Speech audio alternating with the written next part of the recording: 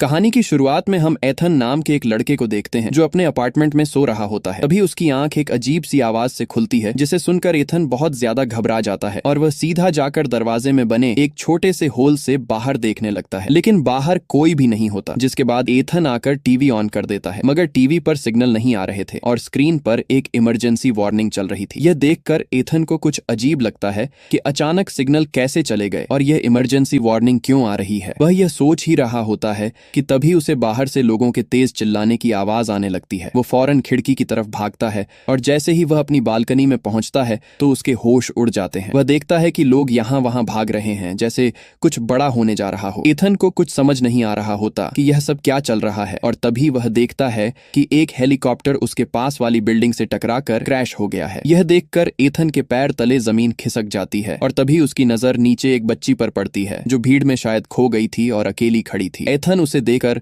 लोगों को उस बच्ची की मदद के लिए चिल्लाने लगता है, लेकिन अगले ही पल वो छोटी बच्ची अपने आसपास के लोगों पर हमला करना शुरू कर देती है और लोगों को काटने लगी है। यह देखकर एथन समझ जाता है कि लोग ज़ॉम्बी बनते जा रहे हैं। डर के मारे एथन जल्दी से बालकनी से निकलकर अपने अपार्टमेंट में घुस जाता है और तभी वहां एक आदमी एथन के घर आता है, जिसे देखकर एथन बहुत ज्यादा डर जाता है क्योंकि एथन समझ रहा था कि यह भी ज़ॉम्बी है। दरअसल यह एथन का पड़ोसी होता है और वह एथन को बताता है कि डरो मत, मैं ज़ॉम्बी नहीं हूँ। वह कहता है कि मेरे सभी दोस्त ज़ॉम्बी बन गए हैं और उन्होंने मुझ पर हमला कर दिया था, लेकिन मैं उनसे खुद को बचाते हुए तुम्हारे घर में घुस गया। इसके बाद एथन का पड़ोसी बाथरूम का पूछता है। एथन उसे बाथरूम का रास्ता बता देता है और जब वह बाथरूम की तरफ जा रहा होता है तब एथन उसकी गर्दन पर ज़ॉम्बी के काटने का निशान देख लेता है, जिसे देखकर एथन समझ जाता है कि इसका पड़ोसी अब जल्द ही ज़ॉम्बी बनने वाला है। इसलिए एथन अपनी सेफ्टी के लिए एक चाकू उठा लेता है। कुछ देर बाद एथन का पड़ोसी बाथरूम से होकर आता है और वह एथन के हाथ में चाकू देखकर समझ जाता है कि एथन मुझे ज़ॉम्बी समझकर मारने वाला है। तब वह एथन से कहता है कि देखो, मैं ज़ॉम्बी नहीं हूँ। ये कहते ही उसकी आंखें बदलने लगती हैं और यह देखकर एथन समझ जाता है कि इस पर वायर्स का असर होने लगा है। तब एथन अपने पड़ोसी से कहता है कि मेरे घर से निकलो, नहीं तो मैं तुम्हें मार दूंगा। अब ना चाहते हुए भी एथन का पड़ोसी उसके घर से निकल जाता है। जब एथन दरवाजे के होल से देखता है तो वहां मौजूद ज़ॉम्बी एथन के पड़ोसी पर टूट पड़ते हैं। यह देखकर एथन बहुत ज्यादा घबरा जाता है और वह जल्दी से दरवाजे को अच्छी तरह से लॉक कर देता है। कुछ देर बाद जब थोड़ी शांति होती है तो वह न्यूज रिपोर्ट सुनता है जो इस इन्फेक्शन के बारे में बता रहे होते हैं। रिपोर्टर बताती है कि यह वायरस पूरे शहर में फैल चुका है, इसलिए जो कोई भी इस वायरस से इन्फेक्टेड नहीं हुआ है उसे चाहिए कि वह बाहर बिल्कुल भी ना निकले और अपने घर की सभी खिड़कियां और दरवाजे बंद करके अपने घर में रहे। यहाँ एथन अपनी फैमिली को कॉल करने की कोशिश करता है, लेकिन सारी लाइनें बिजी होती हैं। जब वह अपनी मैसेज बॉक्स चेक करता है तो उसे अपने पेरेंट्स के कुछ मैसेज मिलते हैं। एथन के पेरेंट्स ने मैसेज में लिखा था कि पूरे शहर में ज़ॉम्बी फैल चुके हैं, जिस वजह से हमें तुम्हारे पास आने में टाइम लगेगा, इसलिए तुम घर से बाहर बिल्कुल भी मत निकलना और हमारा इंतजार करना। इस तरह से शाम हो जाती है। एथन अपनी बालकनी में बैठकर बाहर का नजारा देखने लगता है। बाहर पूरा शहर वीरान हो चुका था और हर जगह आग लगी हुई थी। ये सब देखकर एथन पूरी तरह से टूट जाता है और वह सोचने लगता है कि इस तरह के हालात में आखिर वह अकेले कैसे जिंदा रहेगा। अब एथन इन मुश्किल हालात में सरवाइव करने के लिए वो अपने पूरे अपार्टमेंट में छोटे छोटे मोटिवेशनल नोट्स लगा देता है ताकि इन नोट्स को देखकर उसे हिम्मत मिलती रहे और वह मिरर पर Day 1 लिख देता है। एथन को पता चल जाता है कि यह ज़ॉम्बी वायरस कई महीनों तक भी चल सकता है, इसीलिए वह इन मुश्किल हालात में घर में अपने लिए एक सेफ जगह बना लेता है ताकि वह हर आने वाले खतरे के लिए तैयार रहे। इस तरह से दिन गुजरते हैं और एक हफ्ता बीत जाता है। रात को वह अपने लैपटॉप पर अपनी एक वीडियो रिकॉर्ड करता है जिसमें वह बताता है कि इस बंद अपार्टमेंट में उसके दिन कैसे गुजर रहे हैं। साथ ही वह अपने पेरेंट्स को भी कॉल करने की कोशिश करता है, पर मोबाइल का सिग्नल काम नहीं कर रहा होता। वक्त के साथ साथ अब एथन को अकेलापन महसूस होने लगता है और एक दिन जब उसे पता चलता है कि उसके किसी भी नल में पानी नहीं आ रहा है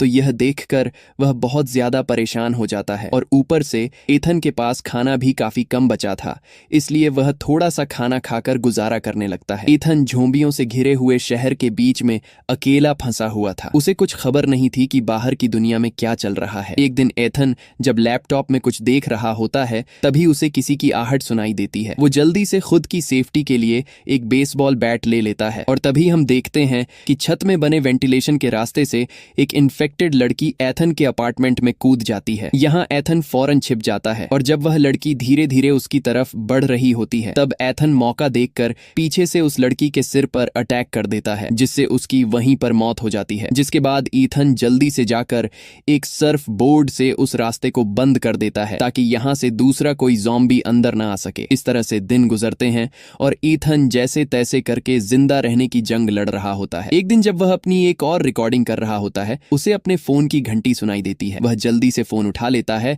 और देखता है कि उसकी माँ का एक वॉइस मैसेज आया है। उसकी माँ बताती है कि हम लोग शहर के काफी करीब आ चुके हैं और कुछ ही घंटों में तुम्हारे पास पहुंचने वाले हैं। इससे पहले कि एथन की माँ अपनी बात पूरी कर पाती तभी उन्हें कुछ इन्फेक्टेड लोग घेर लेते हैं। एथन वॉइस मैसेज के आखिरी कुछ सेकंड्स में अपने माँ बाप की चीखें सुनता है और फिर मैसेज बंद हो जाता है। ये सब सुनकर एथन समझ जाता है कि उसके पेरेंट्स अब मर चुके हैं। एथन बहुत ज्यादा रोने लगता है क्योंकि अब उसके पास जीने की कोई वजह नहीं थी। वह एक बेसबॉल बैट उठाकर यहाँ से भागने का प्लान बनाता है। घर से बाहर निकलते ही उसे ढेर सारे इन्फेक्टेड लोग दिखाई देते हैं। तभी उसकी नजर अपने पड़ोसी पर पड़ती है जो अभी तक जिंदा था, लेकिन वह बुरी तरह से घायल था, जिस वजह से वह एथन पर हमला नहीं कर सकता था। इसके बाद एथन बिल्डिंग से बाहर निकलने का कोई रास्ता ढूंढने की कोशिश करता है, लेकिन उसे कोई रास्ता नहीं मिलता क्योंकि हर एक जगह ज़ॉम्बी खड़े थे, जिसे देखकर एथन समझ जाता है कि वह इतने सारे इन्फेक्टेड लोगों के बीच यहाँ से नहीं निकल सकता। और अब जैसे ही वह अपने अपार्टमेंट की तरफ जाता है तभी इन्फेक्टेड लोग एथन पर हमला कर देते हैं, लेकिन एथन जैसे तैसे करके उनसे खुद को बचाकर अपने अपार्टमेंट में घुस जाता है और फ्रिज को दरवाजे के सामने लाकर दरवाजे को अच्छी तरह से बंद कर देता है ताकि बाहर से कोई भी इन्फेक्टेड दरवाजा तोड़ ना सके। अब ना चाहते हुए एथन को फिर से अपने घर में रहना पड़ता है। कई हफ्तों से घर में अकेले रहने की वजह से एथन पूरी तरह से टूट चुका होता है। एथन का इन हालात में जीना मुश्किल हो गया था और तभी पूरे शहर की बिजली चली जाती है। ये देखकर एथन और भी ज्यादा गहरे सदमे में चला जाता है और वह सोचने लगता है कि अब मैं आगे की जिंदगी कैसे गुजारूंगा। न खाने पीने को कुछ है, न सिग्नल और न ही बिजली है। ये सब सोचकर एथन अपने आप को और ज्यादा अकेला महसूस करने लगा है। इसके बाद एथन अपनी जिंदगी से तंग आकर अपना लैपटॉप ऑन करता है और उसमें वीडियो रिकॉर्ड करने लगा है। वह कैमरे में देखकर कहता है कि आज वायरस को फैले हुए 42 डेज हो चुके हैं। वह बताता है कि मैंने जिंदा रहने के लिए सब कुछ कर लिया, लेकिन अब मैं और बर्दाश्त नहीं कर सकता। मैंने पिछले 2 दिनों से ना खाना खाया है और ना ही पानी पिया है। वह कहता है कि इस तरह घुट घुट कर जीने से अच्छा है कि मैं अपनी जान दे दूं। इसके बाद वह पूरे 42 दिन इस मुश्किल हालात में जीने के बाद सब कुछ खत्म करने का फैसला करता है और जैसे ही वह खुद को लटकाने वाला होता है तभी उसकी नजर सामने एक बिल्डिंग पर जाती है जहां उसे एक लड़की दिखाई देती है। इतने दिनों बाद लड़की को देखकर एथन एकदम शॉक रह जाता है और एथन को जीने की एक नई उम्मीद मिल जाती है। पर तभी उसका पांव चेयर से स्लिप हो जाता है और वह तड़पने लगता है। लकीली रस्सी टूट जाती है और एथन की जान बच जाती है। उसके बाद एथन फौरन खिड़की के पास जाकर उस लड़की को गौर से देखने लगता है। एक जिंदा लड़की को देखकर उसे अपनी आंखों पर यकीन नहीं हो रहा था क्योंकि वह पिछले 42 दिनों बाद किसी इंसान को देख रहा था। तभी वह लड़की भी एथन को देख लेती है, लेकिन वह लड़की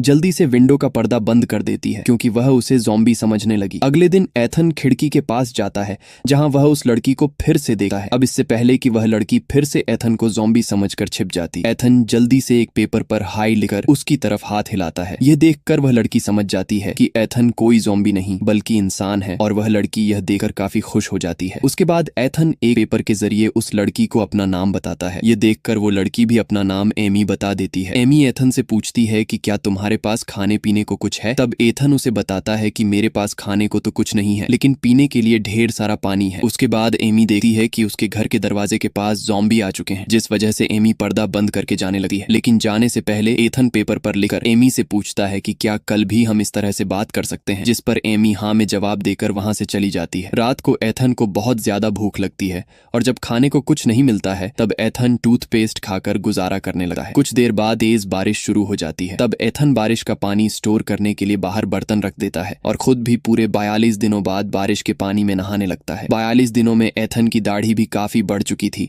इसलिए वो दाढ़ी को शेप कर देता है। अगले दिन एथन खुद को एकदम चिकना करके लड़की के सामने आता है। एमी उसे देखकर ही पसंद करने लगती है। एथन एक बोल के साथ रस्सी बांधकर एमी के अपार्टमेंट की तरफ फेंक देता है, जिसे एमी पकड़ लेती है और उसके बाद एथन उस रस्सी पर 2 पानी की बोतल बांधकर एवा की तरफ धकेल देता है, लेकिन वो बोतल सामने की जाली से तेजी से टकरा जाती है, जिसकी आवाज नीचे एक ज़ॉम्बी सुन लेता है और वो ज़ॉम्बी सीधे एमी के अपार्टमेंट की तरफ चढ़ने लगता है। तब एथन ज़ॉम्बी को देख लेता है और एथन उस ज़ॉम्बी का ध्यान भटकाने के लिए एक बोतल उठाकर उस ज़ॉम्बी के सिर पर मारता है, जिससे वो ज़ॉम्बी एथन को भी देख लेता है और वो एथन पर काफी गुस्सा हो जाता है। जिसके बाद वो ज़ॉम्बी एमी को छोड़कर एथन को मारने के लिए उसके अपार्टमेंट पर चढ़ने लगता है। तब एथन जाकर जल्दी से बेसबॉल का बैट उठा लेता है और जैसे ही वह ज़ॉम्बी एथन के अपार्टमेंट पर चढ़ने ही वाला होता है तब एथन उसे बेसबॉल के बैट से मारकर खत्म कर देता है। कुछ देर बाद रात हो जाती है और रात को एथन का भूख से बुरा हाल हो जाता है। अब एथन और ज्यादा भूख सहन नहीं कर सकता था, इसलिए अब उसे किसी भी हाल में खाने के लिए कुछ ढूंढना होगा। जिसके बाद वह पड़ोसी के घर में जाकर खाना पीना ढूंढने का फैसला करता है और जैसे ही वह अपने अपार्टमेंट से बाहर निकलता है तो उससे सामने अपने पड़ोसी की लाश दिखाई देती है। जिसके बाद एथन अपने पड़ोसी के पॉकेट चेक करता है तो उसे पड़ोसी की जेब में उसके घर के चाबियों का गुच्छा मिल जाता है और तभी उसे कुछ ज़ॉम्बियों के आने की आवाज सुनाई देती है। अब एथन बुरी तरह से फंस चुका था, वह उन ज़ॉम्बियों से भाग भी नहीं सकता था, लेकिन यहाँ एथन समझदारी से काम लेते हुए अपनी पड़ोसी की लाश के साथ लेट जाता है और एक लाश होने का नाटक करता है। एथन का यह चालाकी काम कर जाता है और सभी ज़ॉम्बी उसके ऊपर से होते हुए आगे निकल जाते हैं। जिसके बाद एथन धीरे धीरे अपने पड़ोसी के घर के अंदर घुस जाता है। घर के अंदर घुसते ही वह देखता है कि सामने बेड पर एक लड़की लेटी हुई है, लेकिन एथन उसके करीब जाने से डर रहा होता है, इसलिए एथन पहले उसके ऊपर हेलमेट गिरा देता है, यह देखने के लिए कि यह लड़की जिंदा है या फिर मर गई है। लेकिन वह लड़की हेलमेट लगने के बाद भी नहीं हिलती, जिसे देखकर एथन समझ जाता है कि यह लड़की मर चुकी है। उसके बाद एथन सीधे किचन की तरफ जाता है जहां उसे थोड़ा बहुत खाना मिल जाता है और एथन जब घर की ओर जांचबीन करने लगता है तब उसे जरूरत का ढेर सारा सामान मिल जाता है, जिससे एथन एक बोरी में भरकर उठाता है और जैसे ही एथन वहां से निकलने वाला होता है तभी एक इन्फेक्टेड उस पर हमला कर देता है। अब उससे पहले कि वह इन्फेक्टेड एथन को काट पाता तभी एथन एक टेबल लैंप से ज़ॉम्बी के सिर पर वार करता है, लेकिन इस वार से उस ज़ॉम्बी का ज्यादा कुछ बिगड़ नहीं पाता और अब भी वह एथन पर हमला करने लगा है। तब एथन आइस एक्स का इस्तेमाल करके उस इन्फेक्टेड को हमेशा के लिए खत्म कर देता है। इसके बाद जब वह बाहर निकलता है तो वह देखता है कि बाहर कई सारे ज़ॉम्बी खड़े हैं, जहां एथन धीरे धीरे उन ज़ॉम्बी से बचते हुए अपने अपार्टमेंट में घुस जाता है। घर आते ही वह जल्दी से अपने कपड़े उतार देता है और अपनी बॉडी को चेक करने लगता है कि कहीं मुझे ज़ॉम्बी ने तो काटा नहीं है, लेकिन उसकी बॉडी पूरी तरह से सेफ थी। यह देखकर एथन खुश हो जाता है। इसके बाद वो पड़ोसी के घर से लाए बैग को चेक करता है जिसमें उसे 2 वॉकी टॉकी मिलती हैं, जिसे देखकर एथन फैसला कर लेता है कि इनमें से एक वॉकी टॉकी वो एमी को दे देगा ताकि एमी मेरे साथ कांटेक्ट कर सके। उसके बाद एथन अपने कपड़ों से एक रस्सी बनाकर बालकनी से नीचे उतरने लगता है। जैसे ही वह जमीन पर पहुंचता है एथन चुपचाप आगे बढ़ने की कोशिश करता है। एथन के आसपास ढेर सारे ज़ॉम्बी खड़े होते हैं। तब एथन चुपके से एक वॉकी टॉकी एमी के अपार्टमेंट में फेंक देता है, जिसकी आवाज इन्फेक्टेड लोग सुन लेते हैं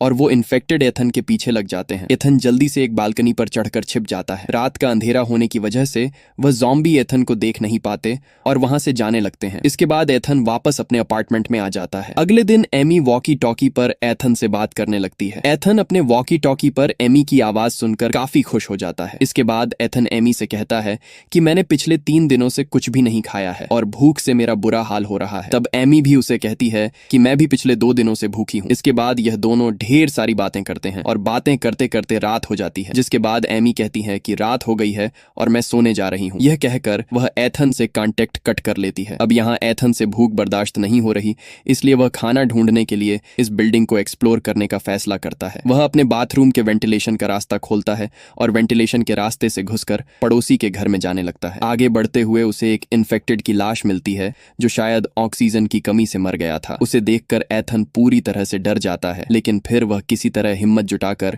आगे बढ़ते हुए अपने पड़ोसी के बाथरूम तक पहुंच जाता है। लेकिन जैसे ही वह जमीन पर उतरता है तो उसे खून का एक लंबा निशान दिखाई देता है। उसी निशान को फॉलो करते हुए जब वह सामने लगे पर्दे हटाता है तो वहां पर कोई भी नहीं होता। अब एथन धीरे धीरे आगे बढ़ते हुए पूरे घर की जांच पड़ताल करने लगता है और जब वह किचन पहुंचता है तो वहां उसे खाने का काफी सारा सामान मिल जाता है। इसके बाद एथन एमी से कांटेक्ट करके उसे बताता है कि मुझे ढेर सारा खाना मिला है। ये सुनकर एमी गुस्सा हो जाती है और वो एथन से कहती है कि तुम मुझसे बिना पूछे इस घर में कैसे चले गए, वहां तुम्हारी जान को खतरा हो सकता है। एथन उससे कहता है कि तुम मेरी टेंशन मत लो, यहाँ कोई भी नहीं है। जिसके बाद एमी एथन से कहती है कि मैं भी तुम्हारे पास आना चाहती हूँ, लेकिन एथन उसे समझाता है कि अभी तुम मेरे पास मत आओ, इस तरह तुम खतरे में पड़ सकती हो। मैं जब इस घर से निकलूंगा तब मैं तुम्हें सेफली अपने घर में ले आऊंगा। तब एमी मान जाती है और एथन से कहती है कि अपना ख्याल रखना। एथन को अब खाना मिल चुका था, इसलिए वह वापस अपने अपार्टमेंट में जाने का सोचता है, पर तभी उसकी नजर सामने की दीवार में बने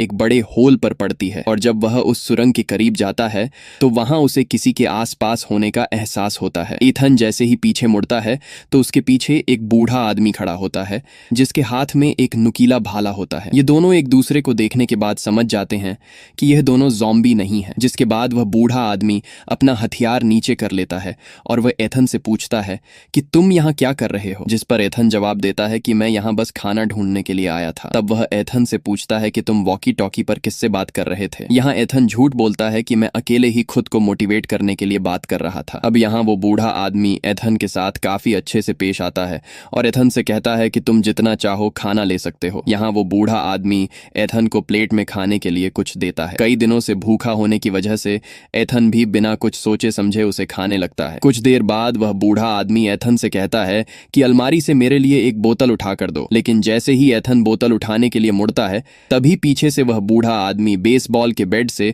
उसके सिर पर वार करता है, जिससे एथन बेहोश हो जाता है। और कुछ मिनट बाद जब एथन को होश आता है तो वह खुद को एक इन्फेक्टेड औरत के सामने पाता है जो एक जंजीर से बंधी हुई होती है। डर के मारे एथन अब यहाँ से निकलना चाहता था, लेकिन तभी एथन देखता है कि उसके भी हाथ पैर बंधे हुए हैं। कुछ देर बाद वो बूढ़ा आदमी एथन के सामने आता है और वो बूढ़ा आदमी एथन को बताता है कि यह औरत मेरी पत्नी है जो अब इन्फेक्टेड हो चुकी है। वो बूढ़ा आदमी कहता है कि मैं अपनी पत्नी से बहुत ज्यादा प्यार करता हूँ, जिसे मैं किसी भी कीमत पर खोना नहीं चाहता, और मेरी पत्नी एक हफ्ते से भूखी है, लेकिन आज उसकी भूख मिटने वाली है क्योंकि आज मैं तुम्हें उसका खाना बनाने वाला हूँ। जिसके बाद वो बूढ़ा आदमी एथन को कुछ दवाइयां देता है और कहता है कि यह दवाई तुम खा लो, जिससे तुम्हारी बॉडी शून्य हो जाएगी और मरते वक्त तुम्हें दर्द महसूस नहीं होगा। लेकिन एथन ऐसा करने से साफ मना कर देता है और उस बूढ़े आदमी से कहता है कि तुम्हारी पत्नी इस तरह से जिंदा नहीं रह पाएगी और वह खुद मरने के लिए चिल्ला रही है, इसलिए तुम्हें चाहिए कि तुम अपनी बीवी को मारकर उसे इस नरक जैसी जिंदगी से आजादी दिलाओ। लेकिन उस बूढ़े आदमी की मेंटल कंडीशन ठीक नहीं थी, इसलिए वह एथन से कहता है कि चुपचाप इस दवाई को खा लो, वरना मुझे तुम्हें बेहोश करने के और भी तरीके आते हैं। यहाँ एथन इस दवाई को खाने से इनकार कर देता है, जिसके बाद वह बूढ़ा आदमी एथन को बेहोश करने के लिए अपना औजार लेने जाता है। यहाँ एथन समझ जाता है कि अगर मैंने अभी कुछ नहीं किया तो जल्द ही मैं मारा जाऊंगा, इसलिए वह जैसे तैसे करके खुद को छुड़ा लेता है और दरवाजे के पीछे छिप जाता है। अब जैसे ही वह बूढ़ा आदमी एथन को मारने के लिए आता है तब एथन बड़ी चालाकी से उस बूढ़े आदमी को पकड़कर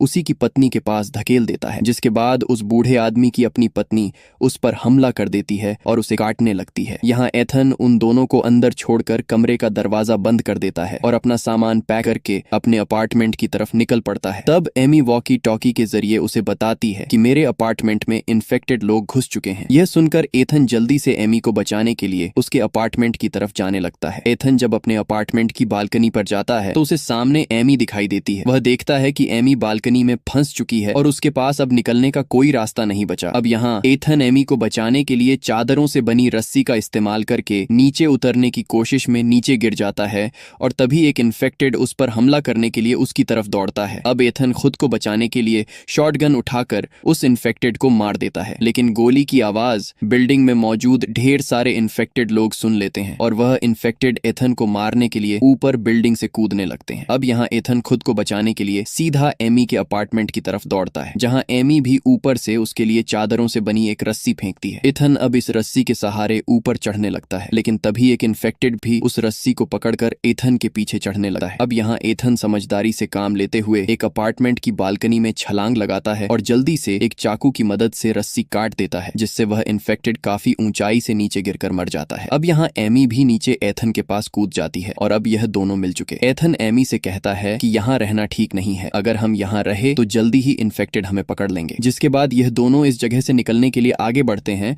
और ज़ॉम्बी से लड़ने के लिए तैयार हो जाते हैं। जब ये दोनों अपार्टमेंट के दरवाजे तक पहुंचते हैं तब ये दोनों समझदारी से काम लेते हुए दरवाजा खोलकर दरवाजे के पीछे छिप जाते हैं। दरवाजा खुलते ही कुछ इन्फेक्टेड लोग उन्हें बिना देखे गुस्से में अपार्टमेंट के अंदर आ जाते हैं और यह दोनों मौके का फायदा उठाते हुए वहां से निकल जाते हैं। यहाँ एथन इस अपार्टमेंट के दरवाजे का लॉक भी तोड़ देता है ताकि जो ज़ॉम्बी इन दोनों को मारने के लिए अपार्टमेंट के अंदर घुसे थे वे दोबारा उन्हें मारने के लिए बाहर ना आ सके। अब ये लोग यहाँ से तो बचकर निकल जाते हैं, लेकिन रास्ते में एक और ज़ॉम्बी एथन पर अटैक कर देता है। यहाँ इन दोनों के बीच काफी देर तक फाइट होती है और आखिर में यह दोनों सीढ़ियों से नीचे गिर जाते हैं। यहाँ एमी हिम्मत जुटाकर उस इन्फेक्टेड को मार देती है। अब यह दोनों फिर से अपने अपार्टमेंट की तरफ बढ़ने लगते हैं और रास्ते में कई इन्फेक्टेड को मार डालकर आगे बढ़ते हैं। अब एथन अपने अपार्टमेंट के काफी करीब आ चुका होता है और जैसे ही ये दोनों अपने अपार्टमेंट में घुसने वाले होते हैं कि तभी पीछे से एक बहुत ही ताकतवर इन्फेक्टेड आ जाता है। यहाँ एथन अपनी जान की परवाह किए बिना एमी को अपार्टमेंट के अंदर कर देता है और खुद उस ताकतवर इन्फेक्टेड से लड़ने लगता है। कुछ देर बाद एथन घबराते हुए अपार्टमेंट के अंदर आता है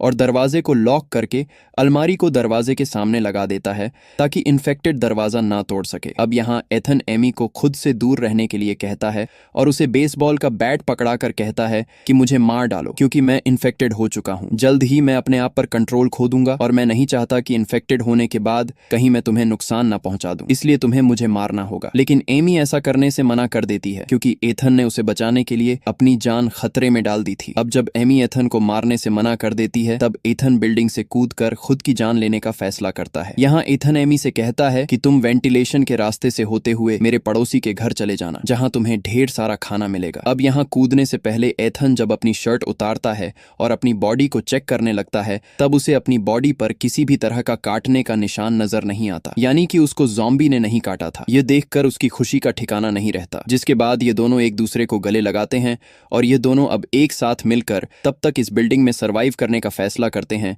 जब तक यह ज़ॉम्बी वायरस खत्म नहीं हो जाता। मूवी के एंड में हमें टीवी पर दिखाया जाता है कि गवर्नमेंट ने इस वायरस का वैक्सीन ढूंढ लिया है और अब जल्दी ही हालात फिर से नॉर्मल हो जाएंगे। इसी के साथ ये कहानी खत्म हो जाती है।